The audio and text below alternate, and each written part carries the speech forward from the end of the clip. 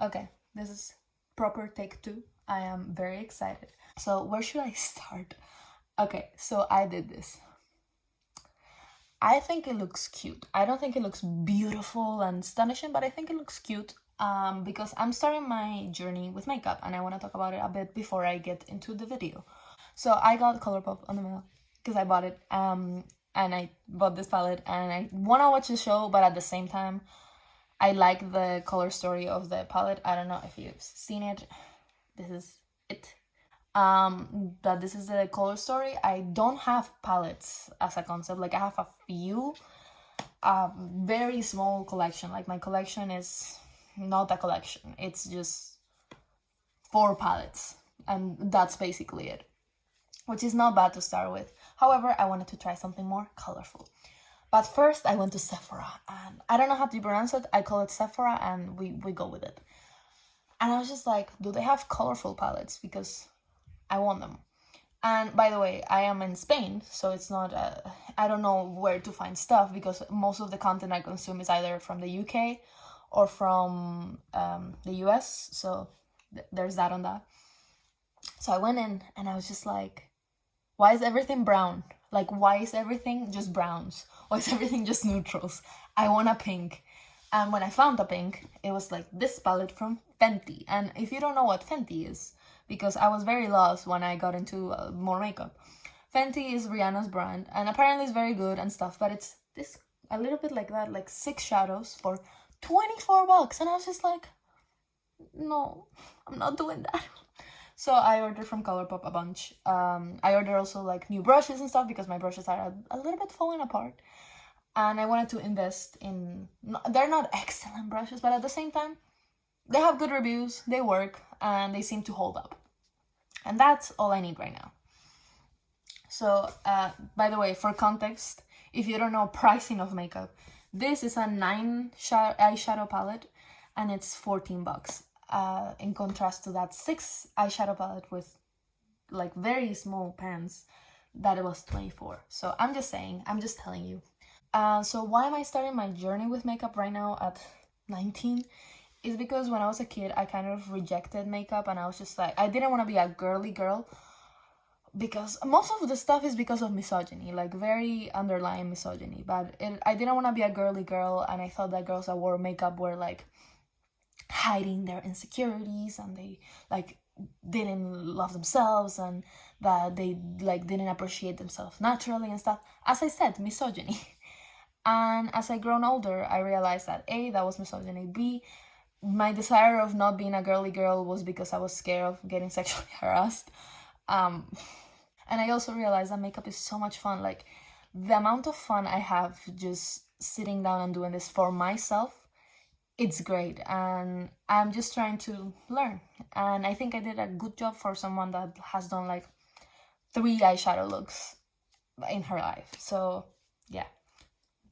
Tanchan. The video. What is this video about? I'm just talking. By the way, would you be interested in me just like testing makeup and stuff? I don't know. It sounds like fun. I like talking about colors. Do I understand them? Not really, but it sounds like a lot of fun. So what I'm here to talk about is the books that I read in January and February. Why am I talking about makeup? I don't know. I look cute. I want to talk about it. So the first book I read in January is one that I hate. And I'll reiterate, I don't know, but I'll say my hate again. And it's A Study in Charlotte by Brittany Cavallaro. Do I want to tell you what this is about? Not really, I don't care. It's not relevant. My problems with this is poor depiction of boarding school. It's just idealization completely. Like, it's just like wishful thinking, 100%. Also, the main narrator is a guy and that wants to befriend a girl because ancestry and whatever. And he's fucking creepy. He's just like staring at her and he thinks that's normal.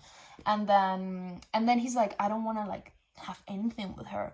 But at the same time, her beauty is like a knife that cuts me, blah, blah, blah. And I'm like, chill. Like, she can be beautiful, but can you chill? Like, and then when he finds out that she slept with another guy, he's like, no, she would never. And it's like, bro, you've met her yesterday. Like, relax. Let's take a breather. Let's rest. And the thing that pissed me off the most is how they use sexual assault as a plot device, because we love it when they do that. We love it when they're like, let's use this woman's pain to move the plot forward, because that makes sense. We cannot use any other altercation. We just have to use sexual assault. So I'm fed up of reading that like in books. Like, fuck that. So yeah, didn't like it. 1 out of 5. The next book I read were Rick Riordan. So that's why I read so much in January, because I just reread a bunch of Rick Riordan books because I just wanted wholesomeness. And I read them like in 5 days. 11 books. But it's Rick Riordan. If you don't know who Rick Riordan is an author that writes mainly for young adults, especially in the younger side. But you can read it at any age. It's beautiful. And he writes about like Greek mythology, Roman mythology, Egyptian mythology, and Norse mythology. Those are the ones that I know. I think so, yeah. So he writes about all of those, and basically in each book he has a hero that has to accomplish a task, or has a problem, or is discovering his heritage or something. So yeah, it's very cyclical, but at the same time it's kind of nice and safe to know that I can just rely on that. And he has a great sense of humor. So the first thing I reread was Percy Jackson. If you don't know what Percy Jackson is, why? And also I'm gonna introduce you to this wonderful thing. So Percy Jackson is a series of 5 books that is about this boy that just found out that he's a demigod and that everything wants to kill him, and that he has to go to this camp to be safe. There are 5 books. In each book there is a different quest. Percy has a great sense of humor. So far, I think he's one of my favorite heroes of Rick Riordan's novels. Great sense of humor. We meet him at 12 years old, and the 5th book takes place when he's like 16, if I'm not incorrect. I think he's 16. So yeah. In between, I read a short story collection that I read before the 5th book, and I recommend you do that because there are some things that make so much more sense once you read this story collection, and is Percy Jackson and the Demigod Files. It's very short, it's very like smooth. It's just Percy outside of these quests. The short story collection is very helpful to understand the events that happen in the 5th book and on, because after the series of Percy Jackson, there is another series that is connected in a way, but not connected. But there are some things that would make sense if you read those stories. The books, in the novels, we just see these quests. Like, he has to go to a place and fight this, or he has to rescue this, or he has to do stuff. And we don't see him the rest of the year. We don't see him when he's at school. We don't see him hanging out with his friends. We just see him in stress all the time. So it's very nice when you get a bit of like him just being him, or him being in trouble that is not gonna cause his death. It's very nice to know that your hero is not gonna die. So yeah, then I read the following series, which is The Heroes of Olympus. It's composed by 5 books again, and these ones are thicker. Like Percy Jackson are like thinner books. These ones are thick. Again, if you want to read this, especially the 4th book, is gonna make so much more sense if you read The Demigod Files, because there's one short story that you need to know for you don't need it per se, but it's a little bit confusing to read about this and see this character being introduced and it be normal and be like, yes, this character happened, whatever. Like, well, let's just skip that whole thing. However, Rick Riordan couldn't just include it. Like, I understand why he didn't put it into the books, because it would be a little bit weird. In Percy Jackson, we discussed Greek mythology and how his father is a Greek god and all that stuff. In this series, we are actually reading from the point of view of several characters, not only the people that are going on the quest, but people that help on the quest and such. And there are not only Greek demigods, but Roman demigods. So we're introduced to the concept of Roman and Greek demigods and gods being in the same world and coexisting with each other. So that's to go on a trip. That's intense. I rated everything probably above 4 because it's great. Is great writing, great endings, great everything. Like, the characters are great. So yeah, There's one Latino character that I really love and I really relate to, and I don't know, he's great. His name is Leo, and he had a very interesting, going to sad childhood, but now he's where he is, and it's great. So yeah. Then after Percy Jackson, oh my goodness, I read Radio Silence by Alice Oseman. Radio Silence. I didn't read Radio Silence. After Percy Jackson, I read Solitaire by Alice Osman. If you don't know who Alice Osman is she's the writer of Solitaire. I am a mess today. She's the writer of Radio Silence and Heartstopper. So if you know those works, Solitaire is her first novel. It was good. I don't remember much of it now, so it wasn't like super memorable, but it was very enjoyable. I could relate to Tori in a way. Like, she was annoying, but she reminded me of myself when I was like 16. So I could relate to that extent. Like, I was just like, oh, she's so annoying, but I was annoying too. It's the thing about teenagers, isn't it? It's fun. The whole Solitaire thing, like, because there's like her life and then there's this prankster that is kind of an anarchist thing against the school, and it's called Solitaire, and it's a little bit strange. I don't know how I felt about it. It's a bit strange. I just liked her personal aspect, and yeah. Solitaire also takes place after Heartstopper, for what I know. Heartstopper hasn't finished per se, so I don't know. It takes place for sure after the first 3 books of Heartstopper, so that's all we know. And yeah, those are the books I read in January. If you think that I read a lot because of that, it's Rick Riordan. I usually do that with him, especially with rereads. My normal reading speed is like 1 or 2 or maybe 3. And if I'm binging, it's because I'm stressed for some reason. So yeah. So the next books are what I read on February. There are 4. Very, very straightforward, very simple.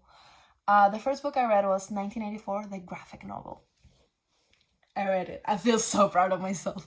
Like, I thought I could never read 1984 because it was just so hard to read because the text was so dry. If you struggle to read it in a text format, try the graphic novel. It's so good. I really enjoyed it. I really liked it. It's not like I loved it, but it was just like, wow, I can now make references to it because there is a lot to reference. Because when you see the world now, you're like, it's not that different. It's a little bit less gray, but at the same time, some places are a little bit that great. So, yeah, I don't know. It's scary to see this person's thoughts of the world, like what the world would become so long ago, and now we have this, and it's like, I wish it was more different to feel less creeped out about it. You know what I mean? It's a 3-star. The next 2 books I read were of Agatha Christie. This was the first time I endeavored in this woman's writing. Very good. I liked it. It was good. I read The Mysterious Affair at Styles, which is the first novel of Hercule Poirot. I don't know French once again. So yeah, this is this Belgian detective that she has several novels on, and I really liked him. It was very fun. The first novel was fine. Like, this is the first one of the whole thing, and I gave it 4 stars. It was interesting. It was a different type of mystery because now I feel, especially the US-centric stuff. This is not US-centric. This is UK-centric, but it's fine. Because it's different style. Like, Europe works different with mysteries than the US, especially with shows, which is what I can see at most. But with writing, there's also a lot of difference, because I feel like a lot of the US stuff is like, let's put our DNA in this very like new machine and let's see and like track and and in Europe it feels more like detective work, and this is the epitome of it, because at this time they couldn't even tell DNA. They like fingerprints were like, well, if you see them side by side, they look similar. That's all we get. So this is very classic detective work, which was chef's kisses. It was great. So the next book I read was The Murder of Roger Ackroyd. It's still in the it's still in the Belgian detective line. This one was so good, like a 5-star. I ended up and I was just like,